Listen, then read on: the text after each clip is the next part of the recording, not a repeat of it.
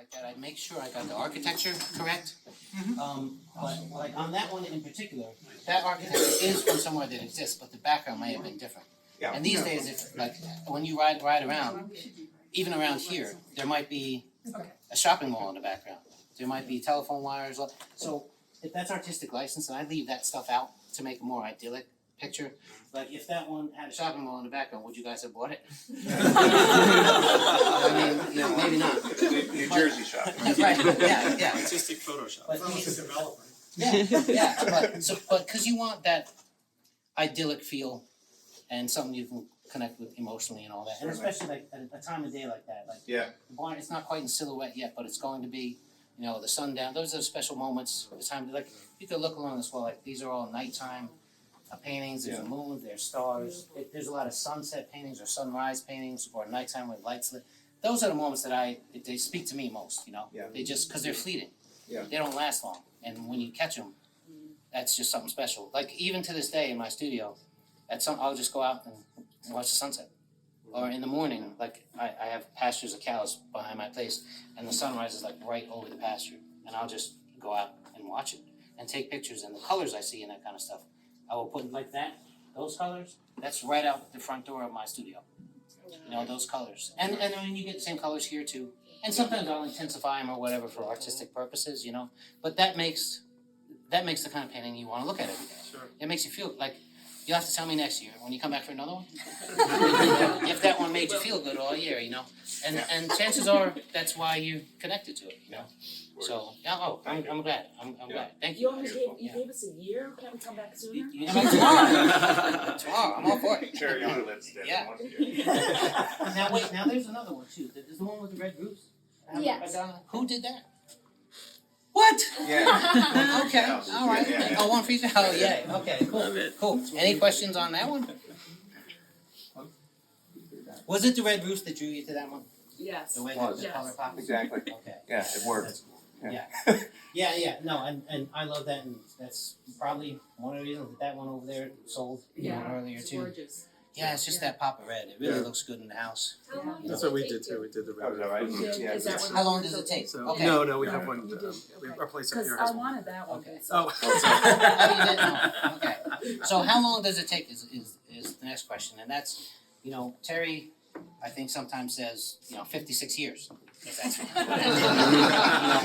and Terry being an artist, you know, that is how it is, because Terry knows as well as other artists know, like so many paintings I've destroyed in the earlier days and whatever, and like, do those count in the time it takes to get a good one? You know, so that's why we say, 56 years or whatever. But to be more honest about how long a painting like that takes, these big ones can take probably up to a month and a half or 2 months, because that's how long the process takes. But as like professional artists, we always have to be working on more than one at a time, because that's not every single day for a month and a half. But there's drying time between layers, at least the way that I work, because I use glazes and there's a lot of luminosity in these paintings, and you can't just do that in one sitting. And it's not because an artist is not good enough. It's like literally you just can't get those effects unless you build up layers of color, transparent colors, glazes. Stumbling and glazing is what they teach artists, and that takes time, and it's done with oil, and the oil has to dry. And if you try to go over it too soon, you wreck a painting that you worked on for a month. If you try to push it too fast, so you have to be careful about stuff like that. So it's not every single day, 8 hours a day, but it takes that long to produce. So Michael, that black asphalt roof on that piece in the corner, that's amazing. Oh really? Yeah, that's your most different roof. Yeah. It's I do too. Wait, the one with the moon there? Yeah. the black. The way the asphalt just Yeah. glitters, that's really impressive. Well, That's beautiful. that guys is done by texture, because you're right. When you say that it glistens and all that, Yeah. that's the varnish on it is catching light, and the texture of it's like if you go out and look at a wet roof and for morning dew on it or something like that, it'll glisten. And so I get that effect by texture, and that's the secret in something like that. And you have to be careful where you put texture in a painting, because sometimes it's incorrect, and sometimes it is correct. So all those judgments are what artists are doing, when they're creating something. And you learn how to do that by making a lot of mistakes, but eventually, you get it, and then oh, okay, I figured it out. And then you get somebody at a show like this complimenting you on something like that, you know, that you did wrong 100 times before you figured out how to do it right. You know, so thanks for that. I appreciate that. Yeah. I like the lighting in the windows of Stowe. Yes, Yeah. yes. Okay. So I think I'm going to tell everybody exactly how you do it. I'll tell you, so you can do it yourself. And I think I told a few people already, so I'm sorry if I'm repeating myself, but on something like that, the windows, how they're lit, or even the glow, like in the big one that these guys want, how the sky is lit like that, or on this yellow one, or on a lot of them, any of the lit windows. This is done by a process called glazing. And glazing is like, you have to think, glazing is where you use transparent pigments, transparent oil paint. And it's weird to think you paint something that's transparent, but think of like sunglasses, like the amber color sunglasses are. You put them on and now you see the world and it's all colored amber because you can see through them, even though it colors everything amber. So a transparent layer of paint you could think of as something like that. You put it on and light still goes through it, but then the light bounces back off the opaque paint that you put under it, and it refracts back and lights up the transparent pigments, and that gives it the effect of glowing. So you can't do that in one step. Like you can't just have your palette and do it and accomplish it. It has to be done with successive layers of glazing. And sometimes the more layers you do, the more impact. It like has diminishing returns after a while, but once is not enough. You do it several times until you get that effect of windows being lit. It's the light going through it. Like if you turn out the lights, it goes dark. But when you put on the lights, and that's why paintings like this somehow change during the day too, in your house. You know, depending on where the sun rises, where it sets, so it's like almost like a living, breathing thing that like has movement or it has some sort of life. You know, it's a weird thing to say, but you'll see. You'll see, because it really does happen.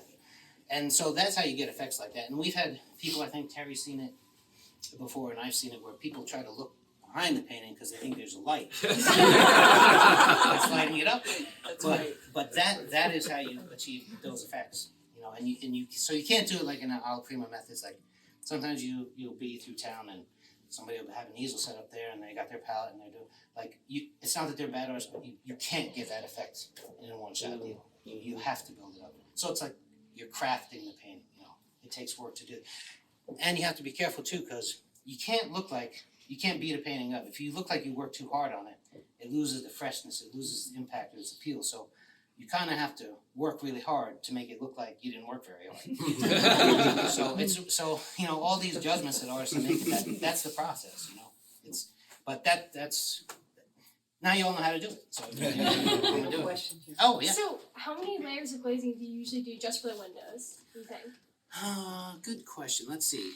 On that one, windows, because it's not a whole big. It's so small. It's small. So maybe 5 or 6 would be enough for windows like that. 5 or 6 layers. But you gotta remember that it's oil paint, so that takes time to dry. So you know that painting. I just framed it yesterday morning. I just made the show. Like I just made it. You know. So. And your framing is gorgeous as well. Yes. You know, I'm glad you mentioned that too, because I really do take some care in that. Like all the corners are they're called finished corner frames. The frame is put together and then the finish is applied. So it's not like chopped and joined. Like, you know, there's places for that, like poster art and stuff like this, whatever. You know, you're not gonna. It looks great on that. But on the fine art, you know, paintings get to be expensive, and I like to put a good frame on it that's gonna last and really look good. And if you don't even have to know the difference between what's a great frame, what's an average. Like, if you look at it, I just want you to feel like, this is a fantastic frame. And everybody always comments on them, so I guess I'm doing it. I guess I'm doing it right. So yeah, and that, you know, I use on all of these like that. It is 23 karat gold leaf liner on those. The corners of like frames are crafted. Like, a good frame by a good frame artisan is really something special. You know, so I try to use good frames. Do you do the gold leafing yourself? No, I used to make frames and all, but it's just too time consuming. And like there are guys who have shops that are set up like warehouses. They have staff to like I would love to do it, but I'd rather make a painting in the time it would take me to make a frame. You know. You lay on little squares of gold paper and Yep, that's it. Those are them. 3 yeah. inches or something. That's it. Yep, just gold leaf like that. Yeah. Michael, did you tell everybody about the ones that you got with the lady over here? Oh, this From from France? Yeah, so most people recognize my work as these farmscapes and all that, but I have such a good relationship with Terry, and she lets me be an artist and do different things, like that big New York City one over there, if you guys saw that, and some of these primitive ones too, and everything I bring, Terry, they never come back to me, so I love it. It's okay. I love it. But yeah, like so that one there, that painting right there, is something that I just wanted to do, and Terry said, "Well, then do it." So I did it. So I love Impressionism too. Now my normal stuff is not really, wouldn't be called Impressionism, but I love Impressionist art, and that big New York City one has some Impressionist tendencies in it and all, but that one really does. And so all art really, modern art came from France. When the Impressionists were there, Monet, Renoir, everybody knows those names, and the Americans went there and visited and saw this new kind of art, and they came back to America. And one of my favorite American artists is Frank Benson, and he made a painting very similar to that.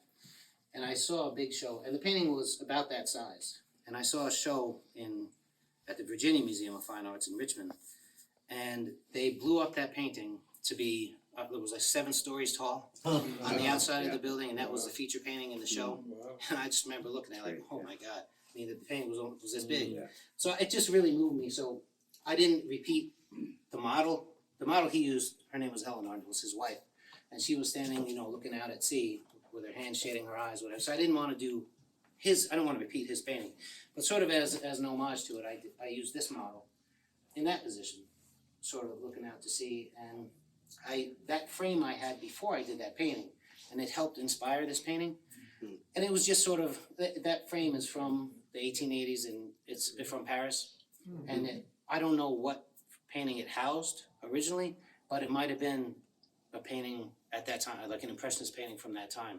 And so I just wanted to catch French Impressionism, American Impressionism, and I produced that painting just because, as an homage to like what I consider great art, and a great artistic period, so and Tara was like, okay, do it.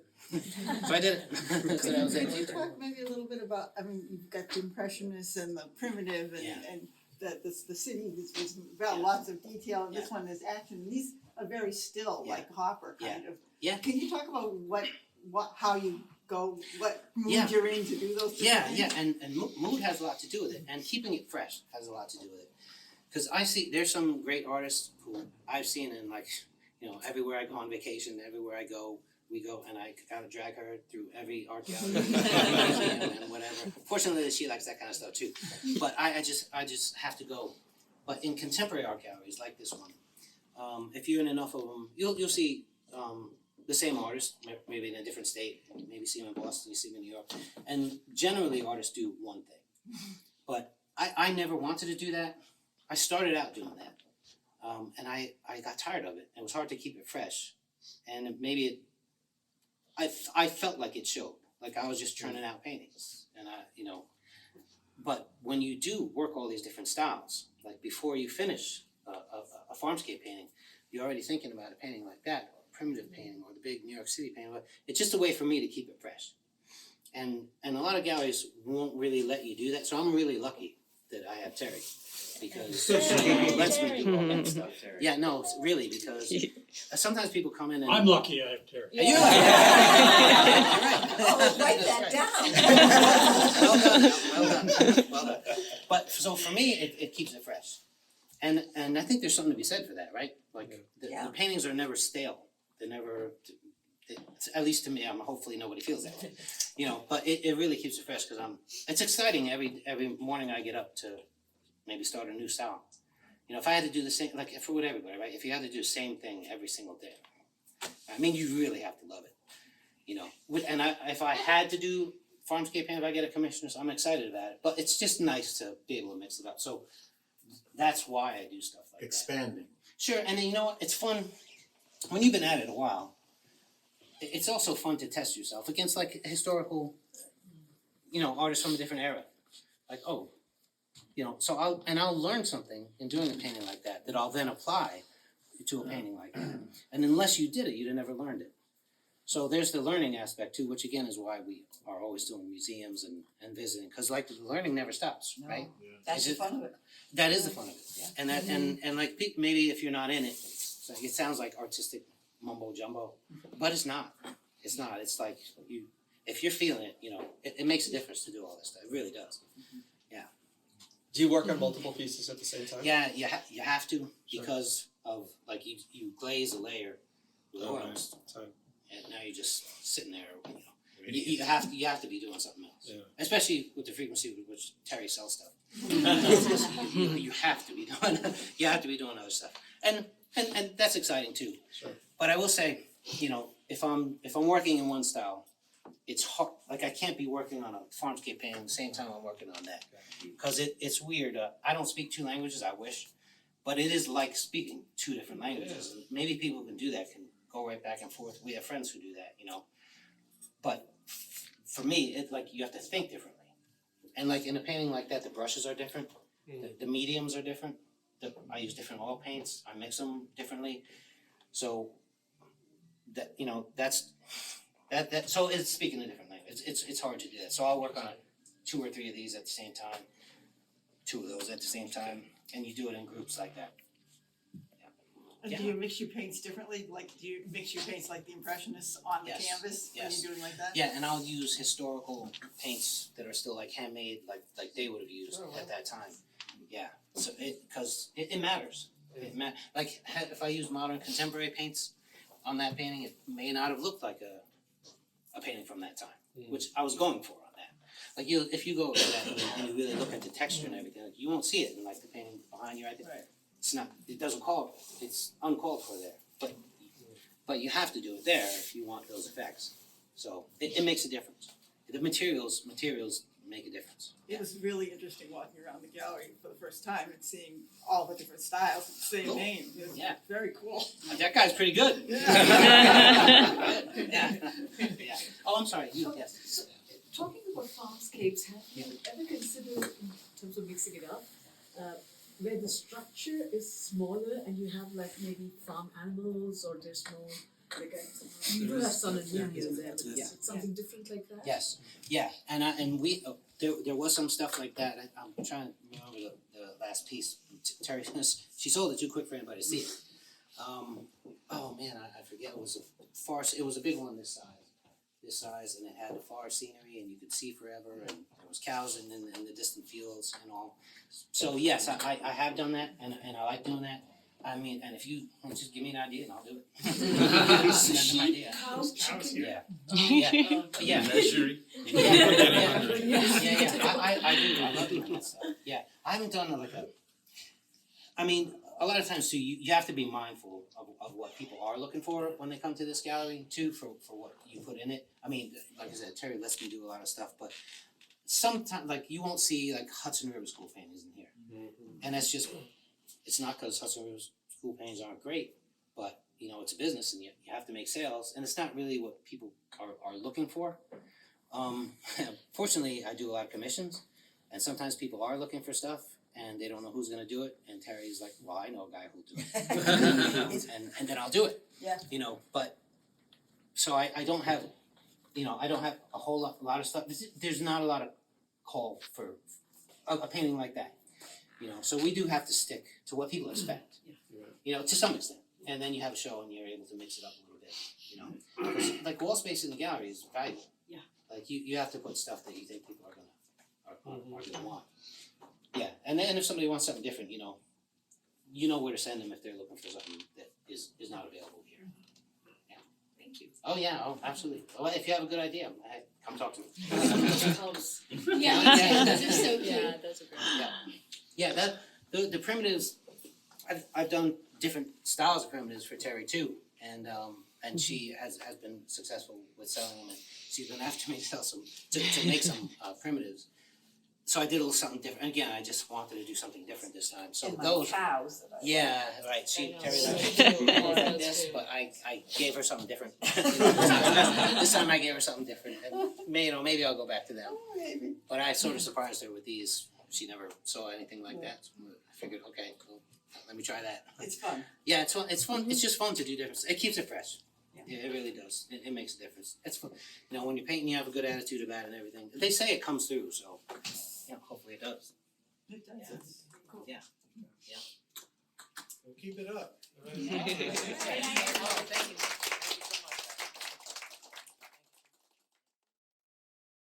Okay. Okay. Yeah. Read that moment. Yeah, here we go.